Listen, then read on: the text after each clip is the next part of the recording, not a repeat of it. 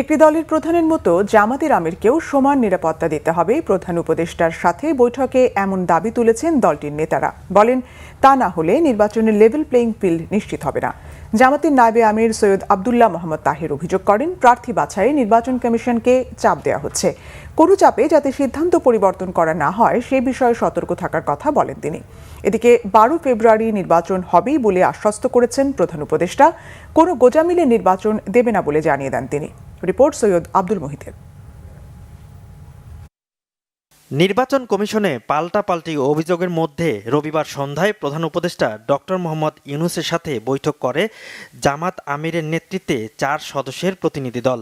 প্রায় 1 ঘন্টার বৈঠকে নির্বাচনের প্রচারণা ও আইন শৃঙ্খলা পরিস্থিতি নিয়ে আলোচনা হয়।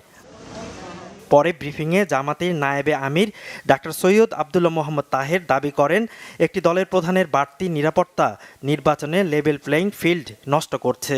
কাকে অনেক প্রায়োরিটি দেওয়া হচ্ছে, কাকে অনেক প্রটোকল দেওয়া হচ্ছে, কাকে অনেক প্রোটেকশন দেওয়া হচ্ছে।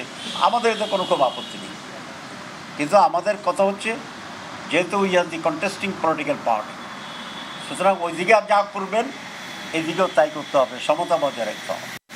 তাদের দাবি, প্রার্থী বাছাইয়ে কমিশনকে সব দলের হয়ে কাজ করতে হবে। একটা হচ্ছে ঋণ খেলাপি, আর একটা হচ্ছে দ্বৈত নাগরিক। কিছু কিছু জায়গায় আমরা ইলেকশন কমিশনের একটু ভিন্নতা দেখতে পাচ্ছি। আর দ্বৈত নাগরিকত্বের ব্যাপারেও প্রাথমিক বাছাই একই ধরনের জায়গায় কাউকে বৈধ করছে, কাউকে অবৈধ করছে, এটা হিয়ারিং চলছে।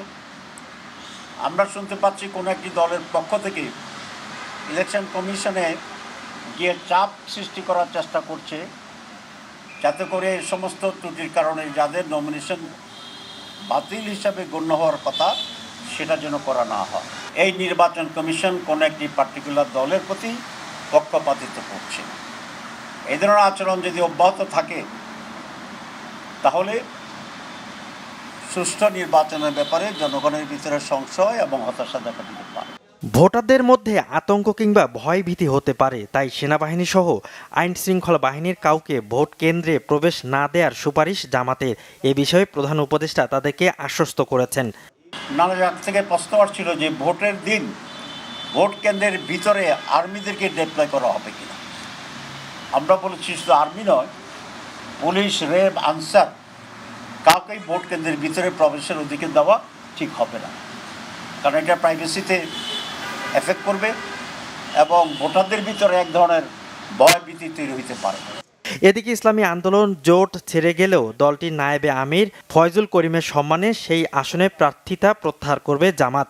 নির্বাচনের আগে ফ্যামিলি কার্ড ও কৃষক কার্ড একটি দলের ধোঁকাবাজি ছাড়া কিছু নয় মন্তব্য করে বিকাশ নাম্বার নেয়ার অভিযোগ ভুয়া বলে দাবি তাদের।